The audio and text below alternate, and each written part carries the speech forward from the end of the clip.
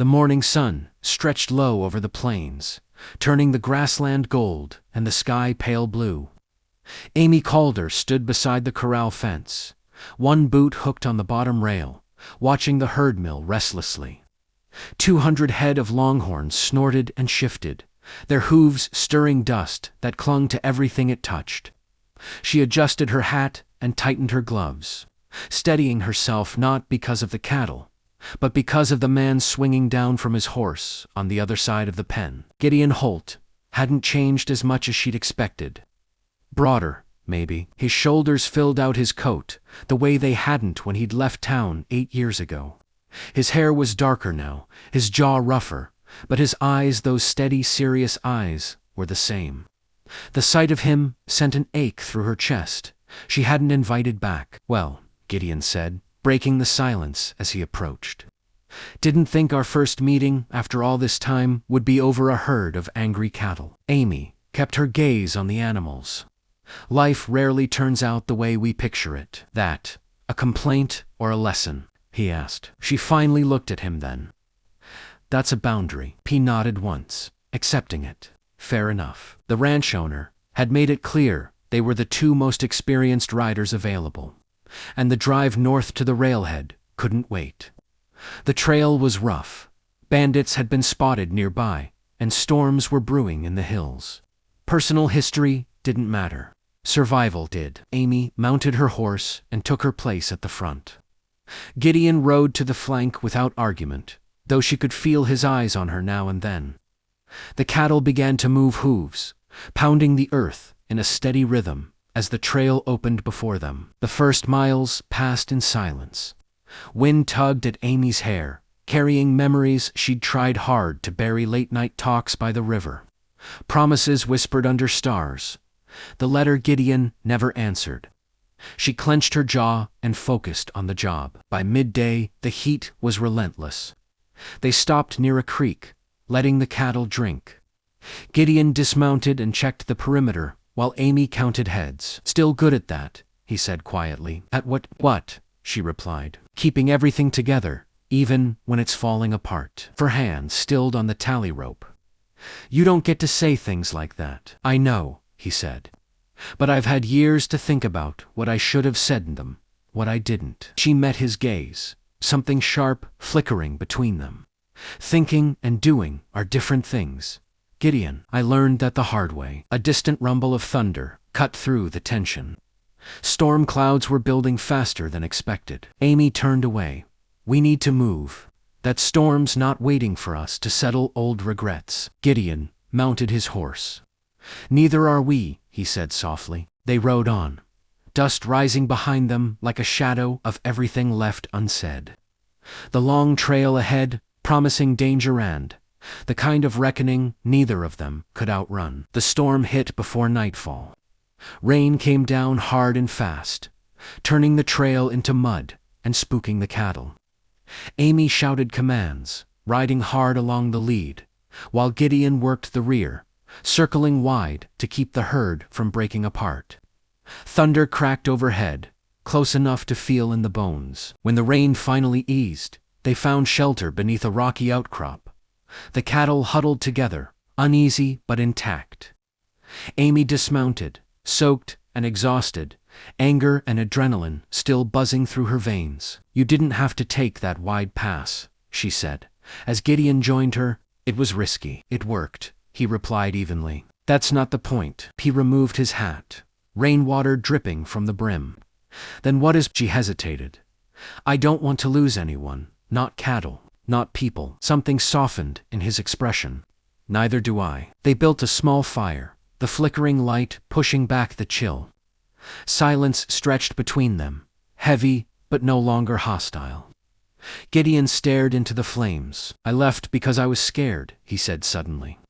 "Not of the work, not of the trail, of staying." Amy stiffened.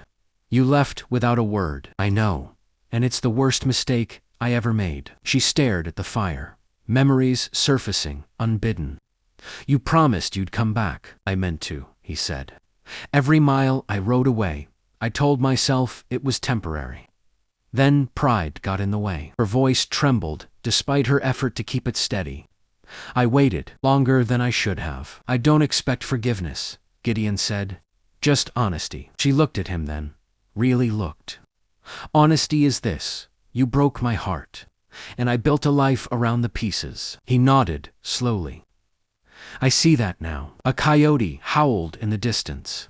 The world felt vast and small, all at once. We still have miles to go, Amy said. And dangers we can't afford to ignore. I'll have your back, Gideon replied. Trail or no trail? She didn't answer, but she didn't move away either. Above them, the clouds parted, revealing a sky scattered with stars, listless, patient, and unforgiving. They were 2 days from the railhead when trouble found them. It started with gunfire. The cattle panicked, bolting toward a narrow ravine. Amy shouted, spurring her horse forward, heart hammering as shots echoed off the canyon walls. Gideon rode hard beside her, firing into the air to redirect the herd while scanning the ridges. They were 2 days from the railhead when trouble found them. It started with gunfire. The cattle panicked, bolting toward a narrow ravine. Amy shouted, spurring her horse forward, heart hammering as shots echoed off the canyon walls. Gideon rode hard beside her, firing into the air to redirect the herd while scanning the ridges. Riders on the east ridge, he yelled. Bandits. Exactly what the ranch owner had feared. Amy took the lead, steering the cattle away from the ravine, while Gideon circled back, drawing the attackers' attention. Bullets kicked up dust near his horse's hooves, but he kept riding, fearless and focused. Gideon, pull back, Amy shouted. Not yet. The plan worked. The bandits, thinking the herd was splitting, chased Gideon's decoy route long enough for Amy to settle the cattle into safer ground. When Gideon finally returned, his coat was torn and his arm bleeding. You're hit, she said, panic rising. Just a graze, he replied, though his face was pale. She tore fabric from her scarf and wrapped his arm with steady hands that betrayed her worry. You always were reckless, she muttered. And you always cared more than you admitted, he said gently. They moved camp that night, keeping watch in shifts. Amy sat beside Gideon as he rested, the firelight dancing across his features. I thought I'd lost you today, she admitted. His gaze met hers. I couldn't let anything happen to you. Something shifted between the man, understanding, forged not from the past, but from survival. By dawn, the danger had passed, but the truth lingered. Whatever they'd been, whatever they were now, neither could deny the bond that still tethered them. The long ride home was changing them both. The land softened as they neared the railhead. Grass grew thicker, the air lighter. Amy rode beside Gideon, now instead of ahead, the unspoken distance between them slowly closing. You ever think about settling down? Gideon asked. She smiled faintly. I already have, just not the way I imagined back then. I don't expect a second chance, he said, but I'd like to earn something new. She considered him for a long moment. We're not the same people we were. No, he agreed. Maybe that's not a bad thing. That evening, they shared a quiet meal under the open sky. No ghosts, no accusations. Just two people choosing honesty over fear. Amy reached for his hand, tentative but sure. When this drive ends, I don't want another goodbye. He squeezed her fingers. Neither do I. The railhead came into view at sunrise. The cattle were delivered safely, the danger behind them.